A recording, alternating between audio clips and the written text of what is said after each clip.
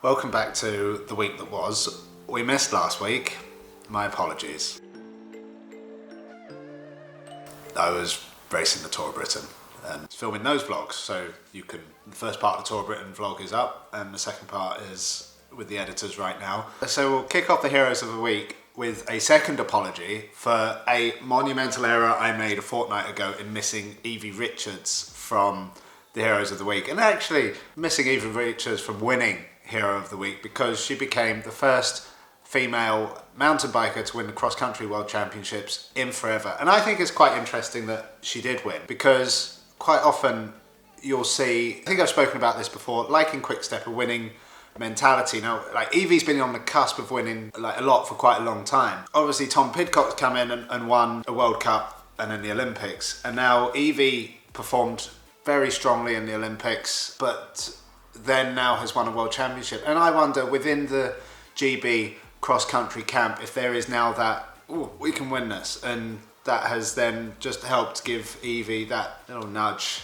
to go from cusp to top step. But it's huge, it's absolutely massive, and it was great to see the support that was pouring out for her for that win, and I really should have included that, so my apologies to Evie. Wout van Aert, Mathieu van der Poel, both here. Wout van Aert for winning 3 stages of the Tour of Britain and being part of the team time trial. Oh no, they didn't win the team time trial. For winning 4 stages of the Tour of Britain, like, that's, you know, when you consider there's 8 stages, that's pretty good going. And he won overall. And he won the overall. It was big. Like, he came to Britain and he dominated, much like Mathieu van der Poel did 2 years ago. And I wonder if Wout van Aert was here just because it's something that Mathieu van der Poel won, and Wout's like, oof, rivalry. Not that they say that there's any big rivalry between them, but, you know, we like to think there's a big rivalry between them. Mathieu van der Poel, who was coming back from a back injury from the Olympics, straight into the Antwerp Classic, which, you know, if there's a race with Van der Poel, if there's a road race which says Mathieu van der Poel on it, that is it. A bunch of gravel, some twisty sort of Antwerpian roads, and just general bike handler's race, as well as one that requires superior tactics and power and whatnot. So either way, we're set for a very, well, and continuing on, because we'll talk about Worlds in a bit, but continuing on, Sonny winning the Europeans, Italy's 4th different winner of the European Road Race Championships in 4 years, with Matteo Trentin, Viviani, Giacomo Nizzolo and Sonny Colbrelli. Obviously in the Tour de France we saw Sonny's climbing ability, and Sonny was the one rider Remco couldn't shake. And Remco's tactics, I think the way he's become a pro and won most of his races, just being able to outride everyone without having to he used more than his legs than his head. And I think Europeans, we saw certainly a chink in Remco's armoury that we'll need, that I'm sure Quickstep and the Belgian national team will get on top of pretty quickly, and that is fundamental bicycle racing tactics. And, you know, he's in a glorious position where he has everything else in his armoury is superb. The tactical aspect is something that can be fixed pretty quickly. And I think it shows the fact that the Europeans and Worlds don't have race radios, how that can impact a race so much as it did. But Sonny Colbrelli is the European champion. Gonna throw Ethan Hayter on this list because he rode superbly in the Tour of Britain. The kid is a weapon. The kid is responsible for my max heart rate, which was done at a track league. I mean, that's probably not his finest achievement ever. I can't imagine he has that on his CV. Set Alex Dowser's max heart rate back in October 2016. But he did that at a track league. Silver medalist at the Olympics, and was constantly up there in the Tour of Britain. Looked like he was going to win the overall right up until 20 metres before the finish line on the last stage, when Wout van Aert pipped Andre Greipel to win the final stage, collect the bonus seconds needed to move ahead of Ethan on GC. But actually the reason Ethan's here is not because of how good he is on a bike, but also because he had Ineos riding for him, and that didn't seem to faze him at all. He seemed very relaxed in the bunch, very sort of at home with what was happening to him or for him. You know, when you've got Dahl, Richie Port, Kwiatkowski, Rowan Dennis, and Carlos Rodriguez riding for you, like that's a weapon of a Ineos team. And if you're, I think he's still a neo-pro. 22. He's 22, but he's still a neo-pro. If you're in that position to win, like one of Ineos' most important races as well, like that's huge pressure. And I think he performed superbly under that pressure. He's a really nice kid too. He's a nice kid as well, which helps. Are you sure my head's not cut off? I knew that. It just looks like it. I know it's no. Okay.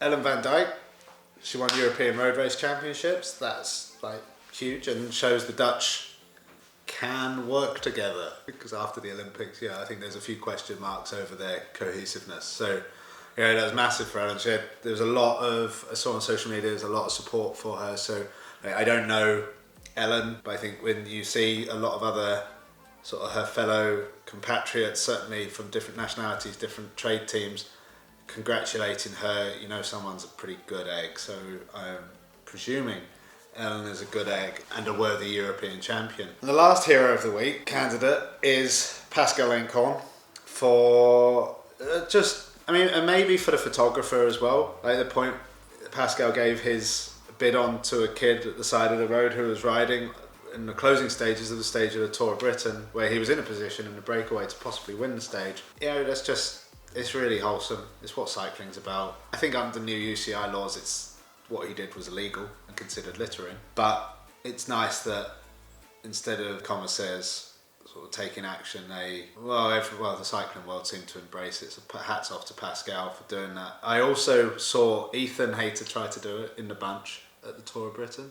We were coming into the finale. The young lad was riding next to us and Ethan tried to hand him a bottle, but the young lad was fully in the zone, so he didn't take it. But that's well done, Ethan. The winner of Hero of the Week, though, is Evie Richards, because she won a world title.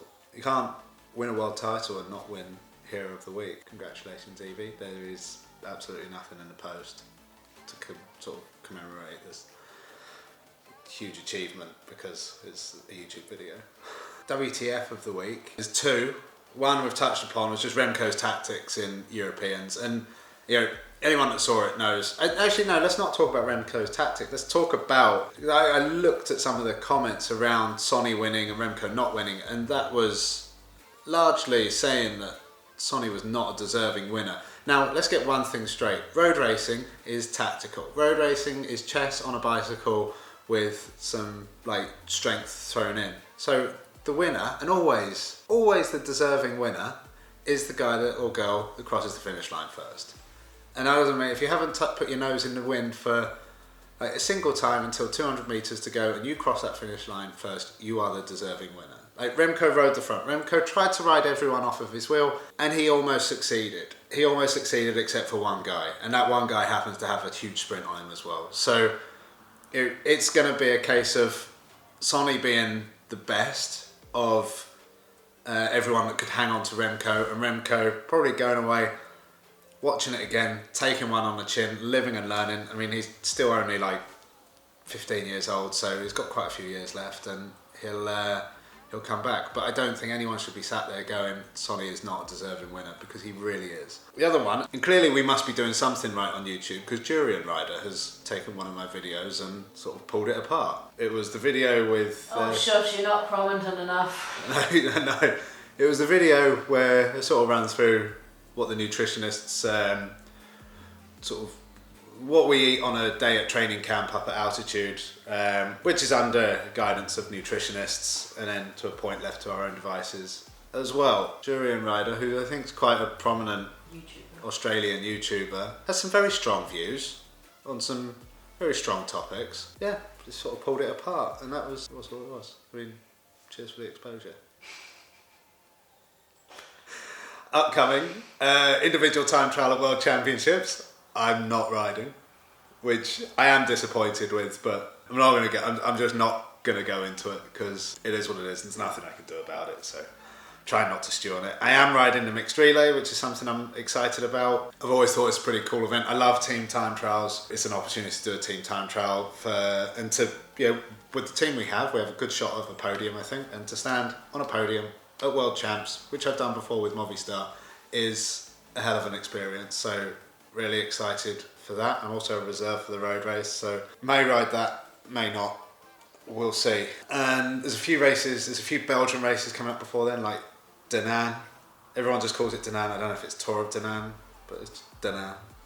And Frankfurt on Sunday, which I'm riding as well, which is on the same day as the individual time trial of World Champs. But that's it from me. Thanks for watching. Next week we will be discussing the winner of the individual time trial at World Champs and the winner of Frankfurt and Danaan.